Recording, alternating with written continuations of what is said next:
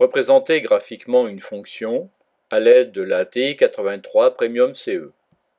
Pour représenter graphiquement une fonction, nous appuyons sur la touche F de x et nous entrons l'expression de la fonction x au carré moins 3 sur x. Nous pouvons utiliser l'éditeur de fractions. Ensuite, nous devons régler les paramètres de la fenêtre graphique. Pour cela, nous appuyons sur la touche F de x. X prend ses valeurs dans l'intervalle moins 5, 5. Il n'est dans un premier temps pas nécessaire de modifier les autres paramètres. Nous le ferons ultérieurement si nous en avons besoin. Soulignons toutefois que le paramètre x résolution qui est ici fixé à 1 signifie que 1 pixel sur 1 sera représenté, soit tous les pixels. En appuyant sur la touche zoom, nous observons que nous avons une large palette de zoom possibles. Nous allons en choisir un qui adapte automatiquement les valeurs prises par y minimum et y maximum en fonction des valeurs x minimum et x maximum que nous avons choisies. Il s'agit du zoom ajusté ou zoom 0.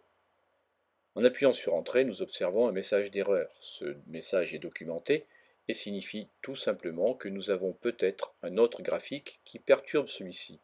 Second f de x nous permet en effet de constater que le graphe 1 est sélectionné à l'affichage concernant des données qui sont dans les listes L1 et L2. Pour désélectionner ce graphe, nous prenons l'option numéro 4, graphe non affiché, et nous validons bien entendu en appuyant sur la touche Entrée. Nous pouvons à présent reprendre notre zoom ajusté, zoom 0. Nous validons par Entrée. Et nous observons que la graduation selon l'axe des Y n'est pas très heureuse. Nous allons la modifier. Compte tenu que Y minimum est à moins 39, Y maximum à 39, nous fixons une graduation à 10. Et nous obtenons une représentation graphique qui est tout de même plus jolie.